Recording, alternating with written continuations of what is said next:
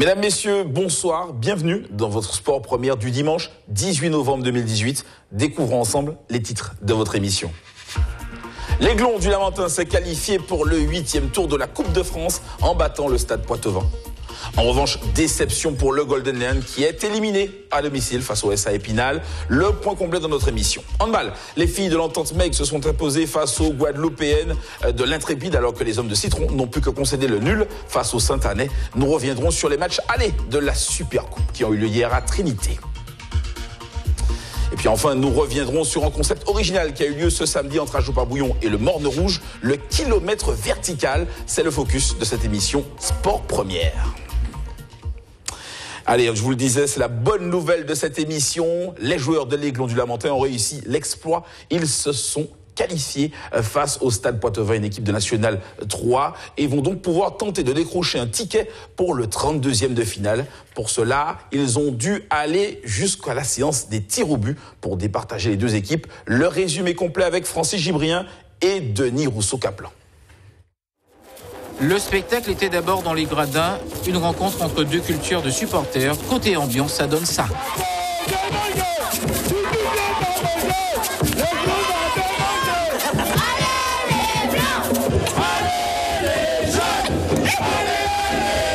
Sur la pelouse, un match équilibré avec des Martiniquais en jaune à l'offensive, mais ils peinent à concrétiser leurs belles actions. Idem en face côté Poitevin, score vierge à la pause. Les supporters de chaque clan continuent d'y croire. En retrait, je veux dire, c'est même la bonne première mi-temps. Pour moi, le spectacle, il est dans les tribunes, c'est formidable. Ah, mon ami, que le meilleur gagne.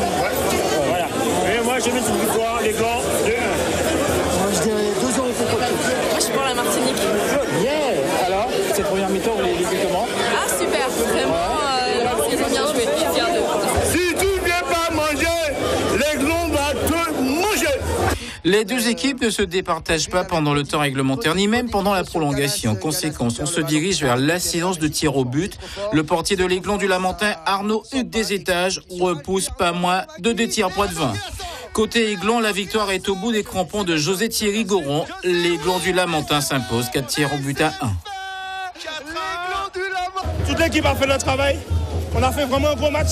Les conditions n'étaient pas faciles parce qu'on a vraiment eu une grosse chute de température en 2 jours. Et on a tenu. On voulait passer quelque chose à la manière. Ça a été le cas ce soir. Ça a été difficile. On a eu des moments compliqués dans le match. Mais on a su faire au bloc, on a su tenir. La réussite d'une équipe, mais surtout le management payant d'un homme et son staff, Jean-Marc Sivou. On s'était préparé pour ce match. On a tout donné. Je leur avais dit que même si c'était en pénalty, ça serait une victoire. Et je suis fier de mes joueurs, fier d'être martiniquais aujourd'hui. Côté Poitevin, le masque de la défaite est palpable, mais le fair play passe avant tout. Surtout sur notre terrain, devant notre public, ça nous fait mal. Mais après, on sollicite aussi les Martiniquais qui sont venus ici. On les encourage pour les prochains tours pour qu'ils aillent plus loin encore. La victoire est belle et procure ce type d'euphorie.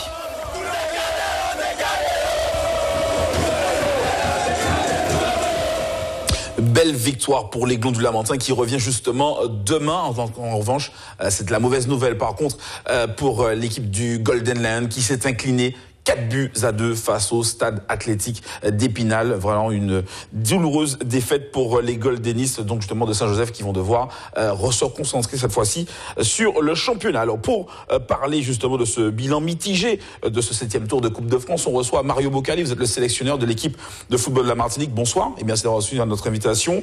Alors déjà, quelle lecture vous faites de ces 2 matchs? Quel bilan vous avez, vous qui connaissez plutôt bien les joueurs?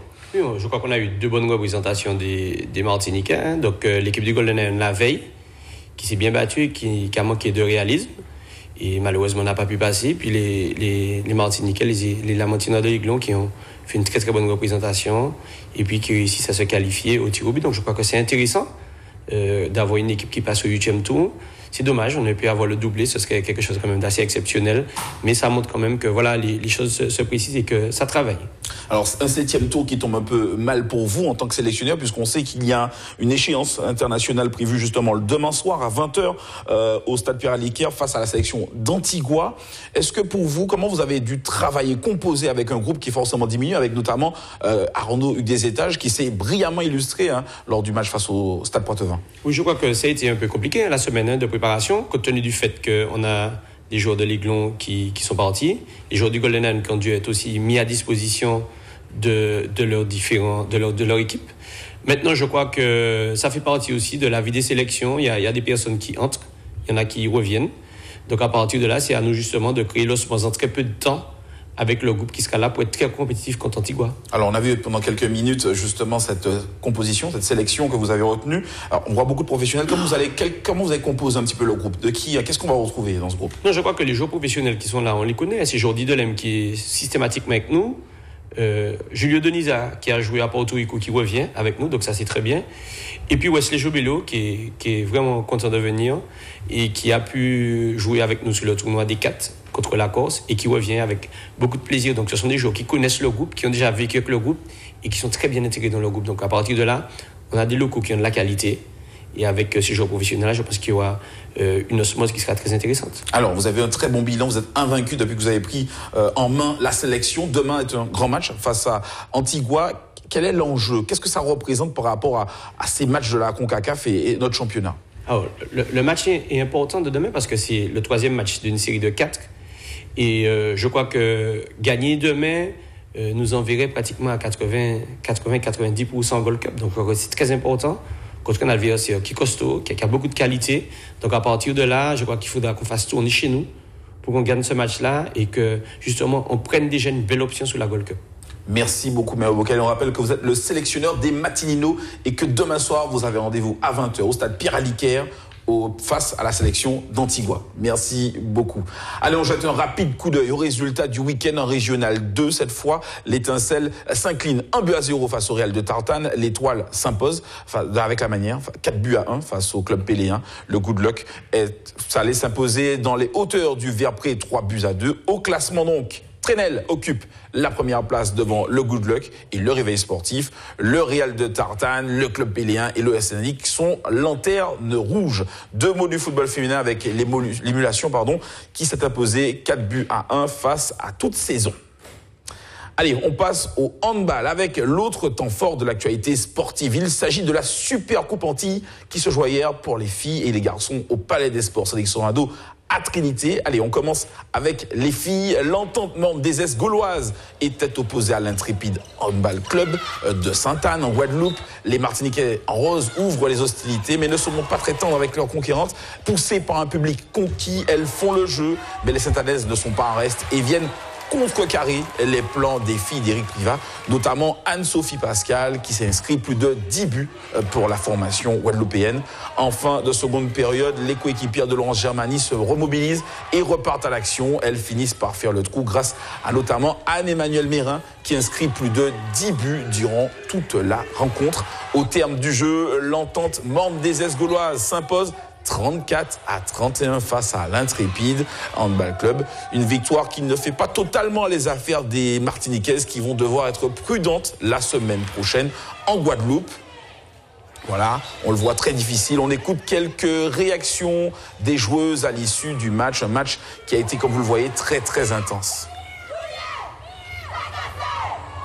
On savait que ça allait être très difficile contre une bonne équipe de la Guadeloupe. Donc on a fait le maximum pour préparer ce match toute la semaine.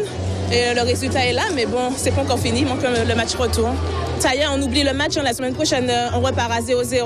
Ça va pas être le même combat. Déjà, on n'est pas chez nous. Donc il faut s'y attendre au plus dur. Donc on va faire de notre mieux pour préparer ce match cette semaine. Il faudra travailler sur les doubles stricts parce que je pense que c'est là qu'on a pêché un peu aujourd'hui. Donc on va continuer à travailler sur ça et trouver les solutions qu'il faut. On l'a abordé plutôt timidement, je dirais. Nous ne sommes pas rentrés vraiment dans notre match. Et c'est ce qui a fait que pendant tout le match, on a couru derrière le score. Et le score final, on perd de 3 buts. Mais rien n'est joué puisque c'est une compétition au goal average. On perd de 3 buts, donc je pense qu'au match retour à la maison, ça peut le faire. Il faut travailler sur l'envie et peut-être un peu plus de hargne défensive. Et je pense que ça pourrait le faire. L'adversaire coriace et elle ne lâchait rien du tout. Ce qui nous a manqué un petit peu aujourd'hui, la niaque. Et donc voilà, c'est ce qu'on retient de l'adversaire aujourd'hui. Quelques minutes plus tard, ce sont les garçons qui sont rentrés en compétition. L'USC Citron en noir recevait l'Intrépide Handball Club. Là aussi, les duels ont été d'une grande intensité. On voit justement les deux équipes, deux grandes équipes de grande qualité. Les Martiniquais ont d'abord pris le match en main, habitués à ce genre de compétition. Les Fouillalais ont alors mis en place leur système de jeu offensif redoutable. Pour autant, pas assez précis. Ils ont encaissé également énormément de buts durant la première période. Du coup, c'est d'un petit point qu'ils réussissent à dominer juste avant la pause. De retour sur le parquet, les affaires se compliquent. Les Guadeloupéens, en confiance, reprennent le match en main. Et il faudra beaucoup d'expérience et surtout d'efforts pour que l'USC Citron revienne au score. Malgré de nombreux assauts et surtout nombreuses maladresses, l'USC Citron doit concéder un match nul. 30 buts partout, tout reste pourtant possible pour Fouillalais, mais il faudra faire preuve d'une grosse performance pour aller décrocher éventuellement cette super coupe. Voilà, match très difficile, quelques réactions, vous allez écouter quelques réactions à l'issue du match. Stéphane Maillot de l'USC Citron et Olivier Orfèvre de l'Intrépide Handball Club.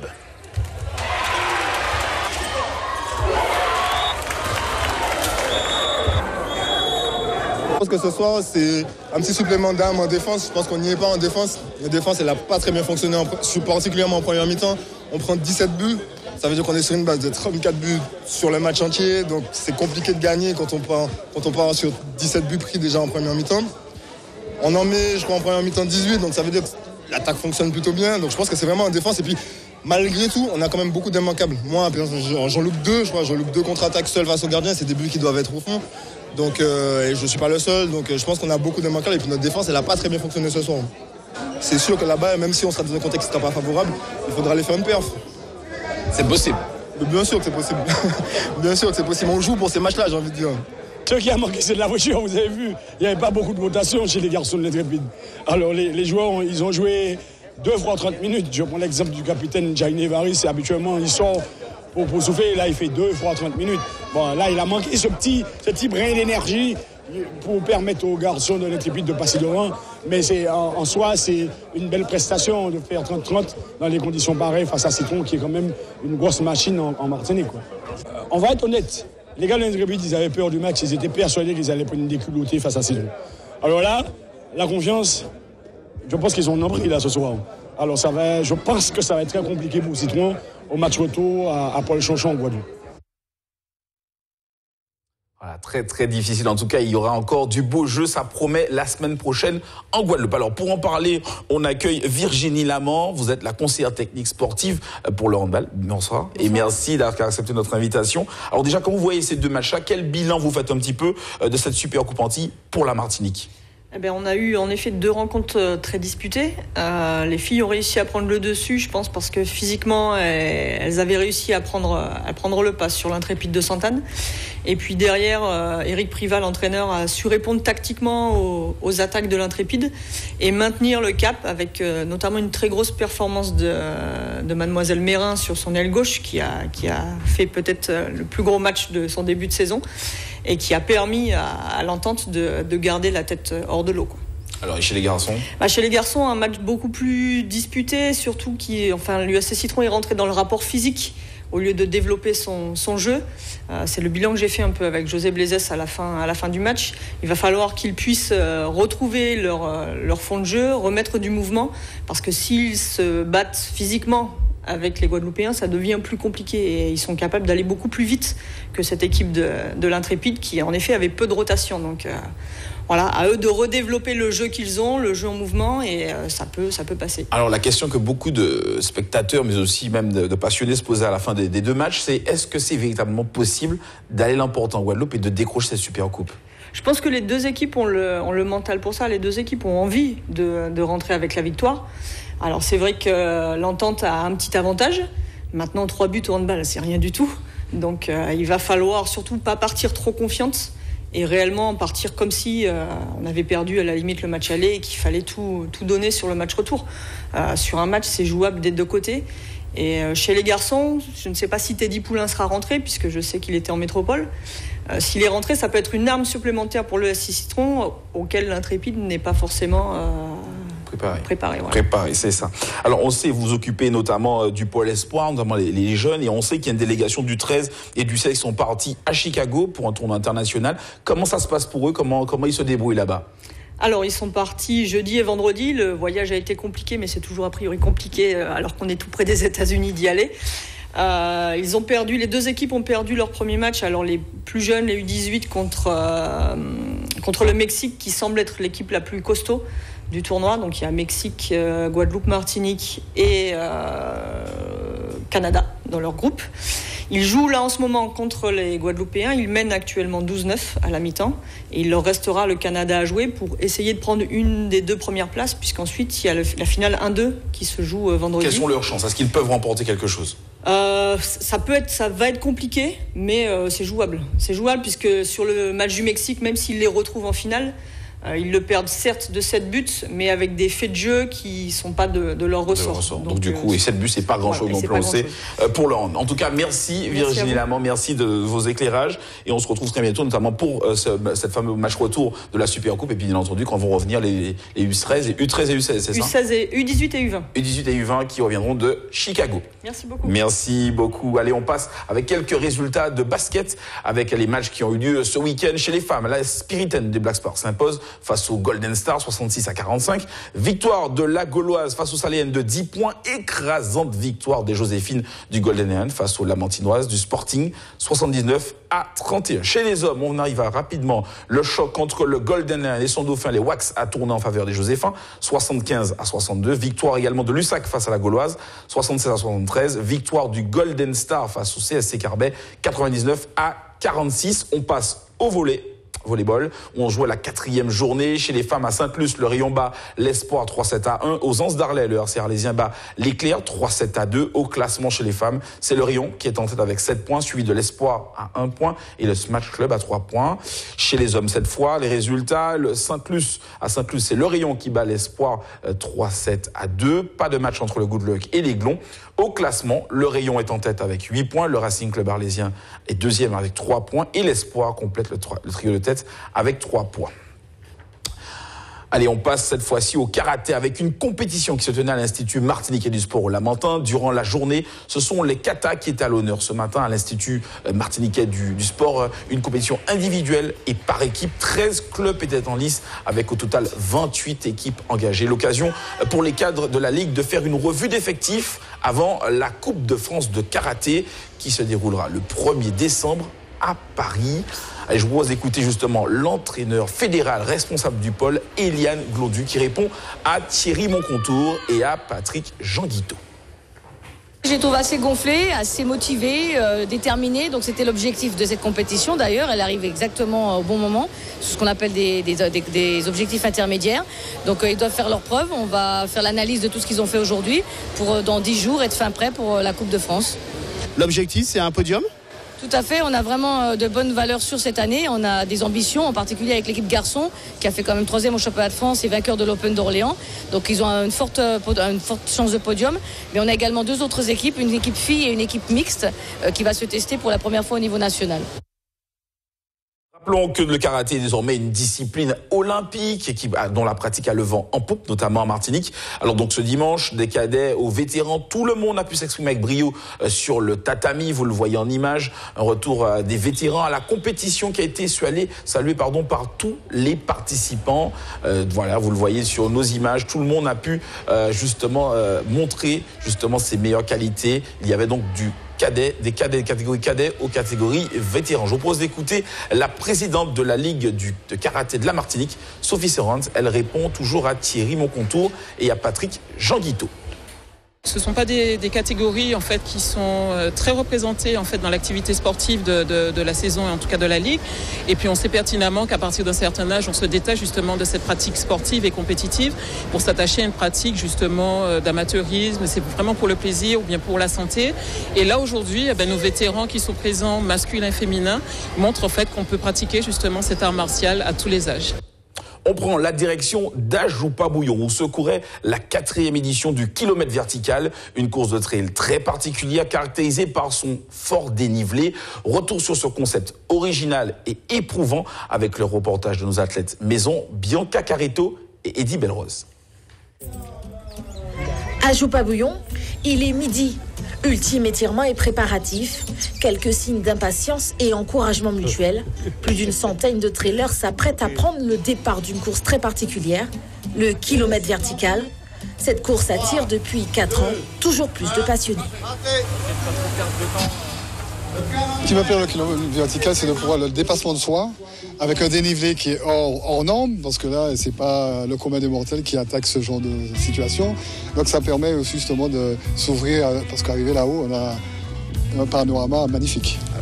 Mais avant de penser à l'arrivée et à ces somptueux paysages, il faut gravir les 1000 mètres, soit 1 km de dénivelé positif, sur un parcours de 5 km à travers une végétation dense et hostile. Qu'est-ce qui est le particulier avec ce concept, le kilomètre vertical? C'est que ça monte sans arrêt et qu'on en chie et qu'on est en contact avec la pleine nature. Mais c'est un effort concentré sur 5 km, 1 km à monter. Super, vraiment, une très belle épreuve. Et pour réussir ce raid nature hors norme, où il faut affronter la boue, l'humidité ou la brume, chacun y va de sa petite méthode ou astuce. Beaucoup de courage, de la conviction, il ne faut rien lâcher. Faut pas penser à la douleur, faut bien respirer et faut pas se fier au binôme, sinon on se laisse entraîner. Faut vraiment être dans sa course. Merci. Merci beaucoup. C'est raide, c'est boueux, mais c'est bon, c'est bon. Et ça monte? Ça monte, c'est à pic, vraiment à pic. Alors qu'est-ce qui vous plaît dans ce concept-là? De suer, vraiment de passer au-delà de ses limites, de se donner à fond.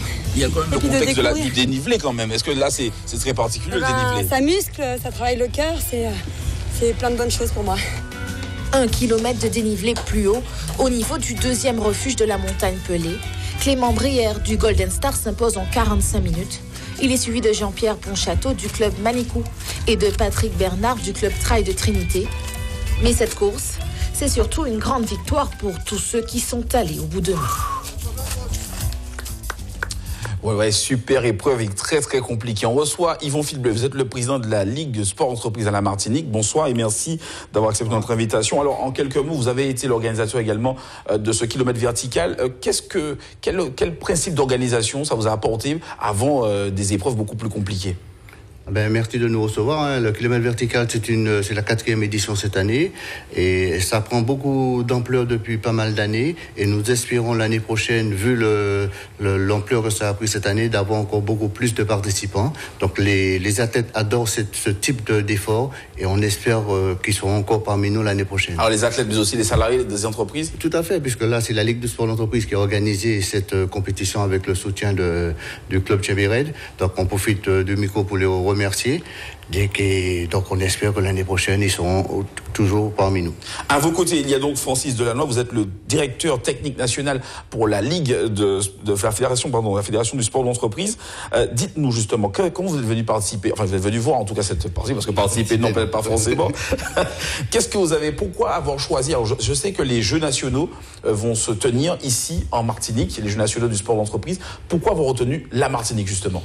Pour plusieurs raisons. La première, c'est qu'il y a déjà eu une organisation qui s'est déroulée il y a 3 ans, enfin en 2016, il y a 2 ans, en Martinique et qui avait été un franc succès avec une très belle organisation. Donc on a une grande confiance dans l'organisation et dans la Ligue de Martinique que préside Yvon. On a beaucoup de Martiniquais impliqués dans le sport d'entreprise qui viennent sur les opérations européennes ou en métropole et ça nous semblait un juste retour des choses aussi de venir les visiter. Et puis c'est une destination qui fait rêver beaucoup de gens. Donc il y a le sport d'entreprise et tout ce qui va avec. Les gens viennent faire du sport, mais ils viennent aussi découvrir l'ensemble de l'île. Ils vont rester plus longtemps que la durée des Jeux. Alors très rapidement, il y a un dernier rapport qui a été publié dans Les Échos, qui a pas très longtemps, qui stipule que 1 heure de sport tous les jours, en entreprise notamment, pourrait permettre d'économiser pas moins de 61 milliards d'euros, notamment pour les entreprises et tout le système de santé publique. Qu'est-ce que vous mettez comme moyen pour permettre aux entreprises de faire plus de sport en leur sein? 10% des 61... Non, je plaisante. En fait, à peu près tout. C'est-à-dire qu'on a trois grands leviers d'activité qui sont l'organisation de manifestations. La première, ce sont les jeux qu'on vient organiser ici. C'est un peu notre vitrine.